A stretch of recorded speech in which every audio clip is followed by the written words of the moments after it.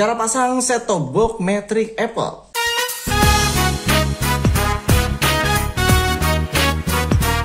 Assalamualaikum sobat digital. Oke, jadi di 2024 ini mungkin masih banyak yang baru beli set-top box digital. Jadi panduan ini bisa untuk seluruh merek set-top box ya, nggak hanya STB, Matrix Apple aja. Jadi mau Tanaka, Matrix atau merek lainnya itu semua bisa.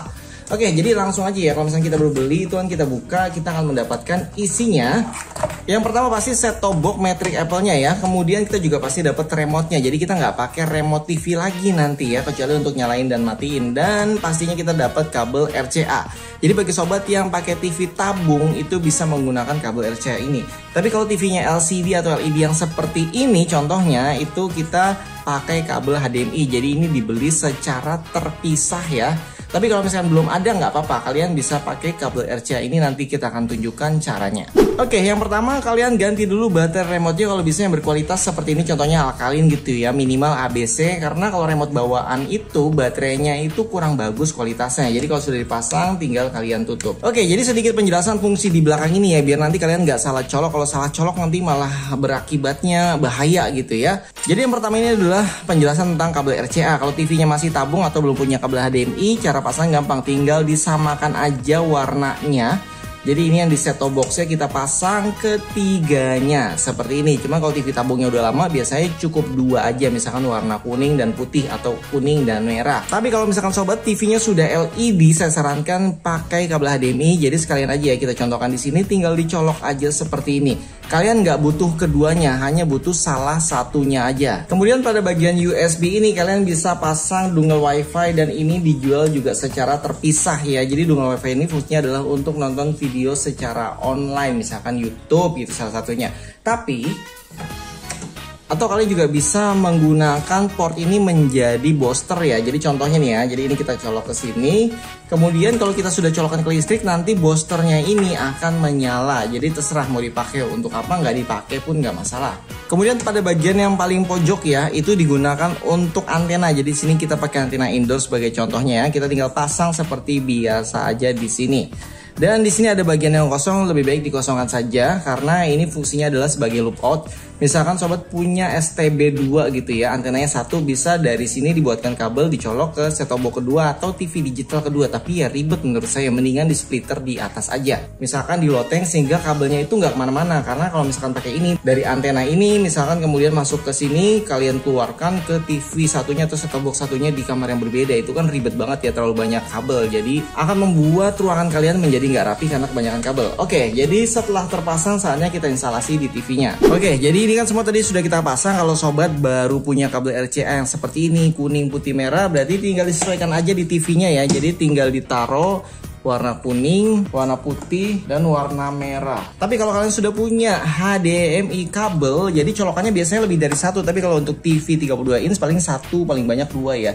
Jadi tinggal dicolok aja seperti ini gitu. Dan kalian nggak perlu colok semuanya, pilih salah satunya aja.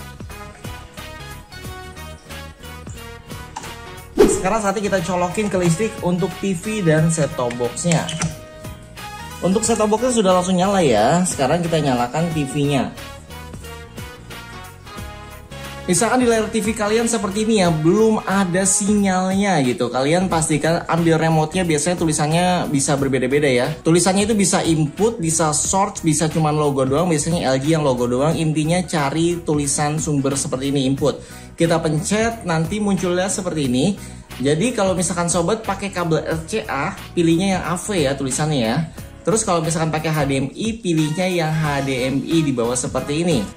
Oke, sekarang kita tes yang AV-nya dulu yang menggunakan kabel RCA-nya. Nah ini dia, ini sudah langsung muncul ya. Biar kualitasnya lebih bagus, saya ganti ke HDMI biar hasil rekaman juga bagus nanti ya.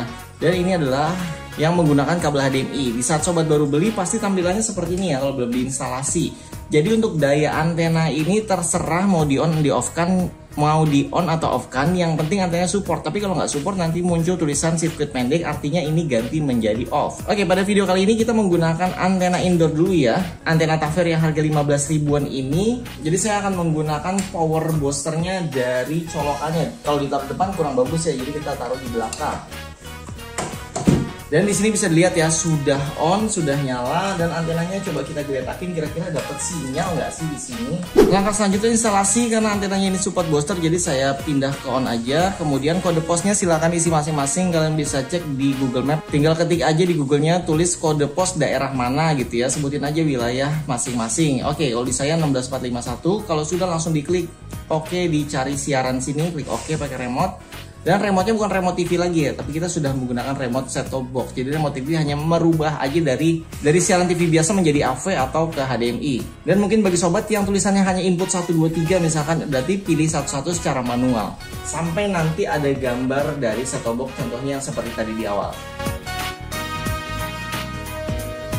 Oke, sudah selesai scan-nya, ternyata kita hanya dapat 5 channel aja ya.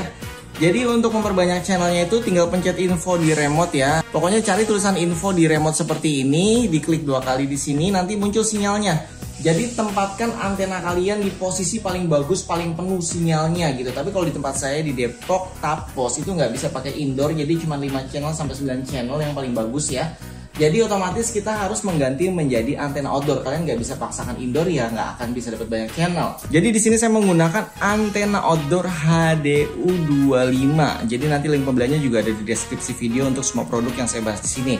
Oke, untuk ketinggiannya kalau bisa melebihi atap rumah kalian 1-2 meter lebih bagus. Kalau misalkan takut kena petir atau kena angin hujan, itu sudah menjadi resiko. Karena kondisi kita itu jauh dari pemancar ya.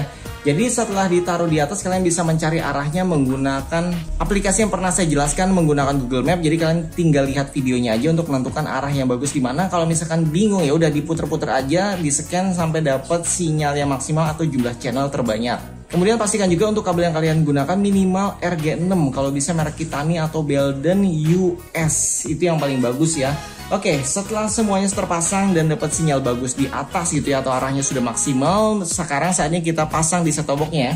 Ini adalah kabel yang dari atas tadi, kemudian kita pasang di sini, dan pastikan konektornya juga menggunakan konektor yang berkualitas ya. Jadi konektornya contohnya seperti ini, menggunakan konektor drat dan F5.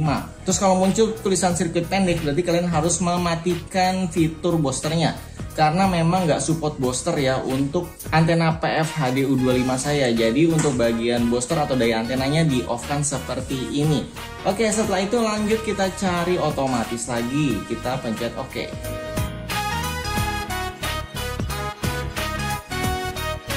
Dan ini dia hasilnya, kita dapat 58 dari 5 channel menjadi 58 hanya mengganti antena ke outdoor. Jadi ingat, kalian nggak bisa maksain pakai antena yang indoor gitu untuk dapat banyak channel ya. Tetap harus menggunakan yang outdoor dan penempatan yang bagus juga.